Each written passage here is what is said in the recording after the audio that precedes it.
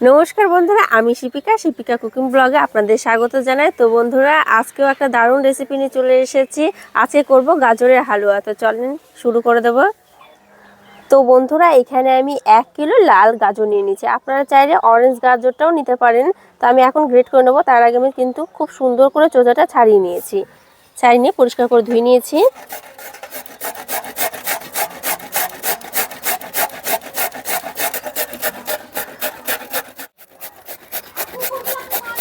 তো বন্ধুরা, এই রেসিপিটা দেখলে কিন্তু খুব সহজে আপনারা বাড়িতে গাজরের হালুয়া বানিয়ে খেতে পারেন। খুব সুন্দর লাগে আর খুব কম সময়ের মধ্যেও হয়ে যায়। এবার শীতে তো আমার গাজরের হালুয়া খাওয়ার খুব ইচ্ছা ছিল, কিন্তু কাজে কর্মে ব্যস্ত থাকার জন্য আর খাওয়াই হয়নি। মা আর বাবা গেছিল কুম্ভ মেলাতে, আর সেখান থেকে লাল ধরনের গাজর নিয়ে এসছে।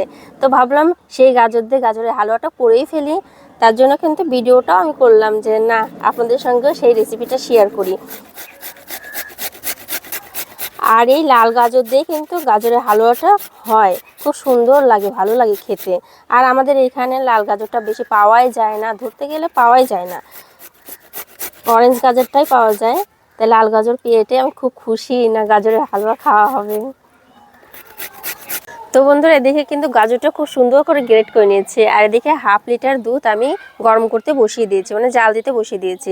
তো বন্ধুরা, আমি আপনাদেরকে বলে দিই যে গাজর থেকে কিন্তু অনেকটাই রস বেরোবে। যদি আপনাদের হাতে সময় কম থাকে তাহলে কিন্তু রসটা চেপে আপনারা ফেলে দিতে পারেন।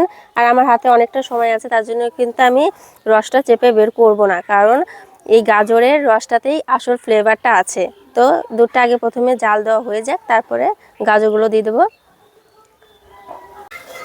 দুধটাকে খুব সুন্দর করে জাল দিয়ে নিয়েছি। এখন গ্রেট করে রাখা গাজরগুলো দিয়ে দেবো।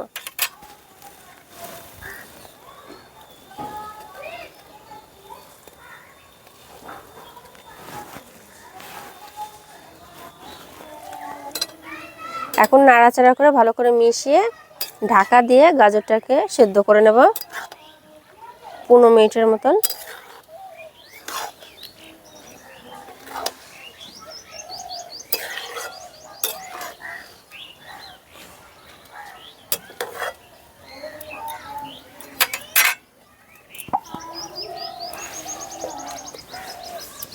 তো বন্ধুরা, 15 মিনিট পরে ফিরে আসলাম। মাঝে সাঝে ঢাকনাটা সরিয়ে আমি নাড়াচাড়া করে নিয়েছি। আর দেখেন গাজরের হালুয়াটা এই পর্যায়ে চলে এসেছে, অনেকটাই শুকিয়ে গেছে। দুধটাও কিন্তু এখন আর নেই, লিকুইড টাইপের অতটাও নেই। যাই হোক, এর মধ্যে এখন দিয়ে দেবো আমি চিনি পরিমাপ মতন, আর সঙ্গে দিয়ে দেবো 4-5টার মতন এলাচ। আগে থেকে বলছি, যতটা মিষ্টি খেতে পছন্দ করবেন ততটা দিবেন। এলাচটা একটু ফাটিয়ে দিচ্ছি, যাতে এলাচের যে সুগন্ধটা খুব সুন্দর বেরায়।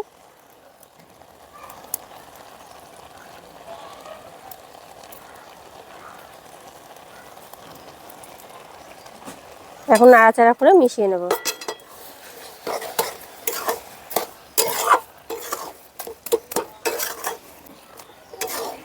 গাজরের হালুয়াতে চিনি দেওয়ার পরে কিন্তু অনেকটা লিকুইড টাইপের হয়ে গেছে। তো এই জলটাকে ভালো করে শুকিয়ে নিতে হবে একটু সময় নিয়ে।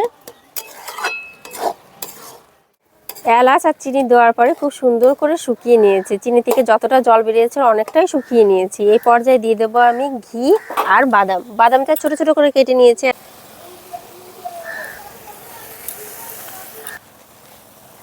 দিয়ে দিচ্ছি 1 চামচ ঘি।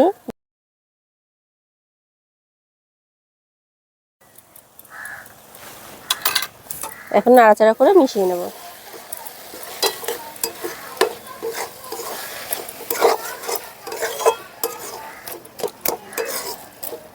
দু মিনিটের মতন নাড়াচাড়া করে তাহলে তৈরি হয়ে যাবে আমাদের গাজরের হালুয়া।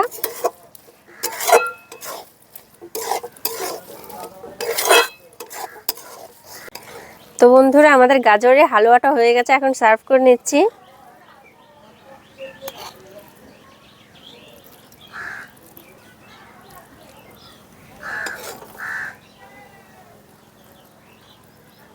একটু বাদাম দিয়ে গার্নিশ করে নিচ্ছি।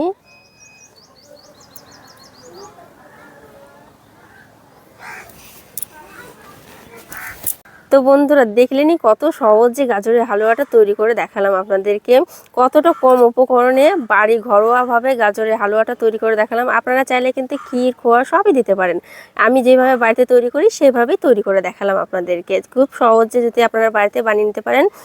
তো বন্ধুরা আজকে এই গাজরের হালুয়া রেসিপিটা আপনাদের কেমন লাগলো অবশ্যই কিন্তু কমেন্টে জানাবেন। আর এরকম নতুন নতুন রেসিপি পেতে আমার চ্যানেলটাকে সাবস্ক্রাইব করে রাখবেন। ধন্যবাদ।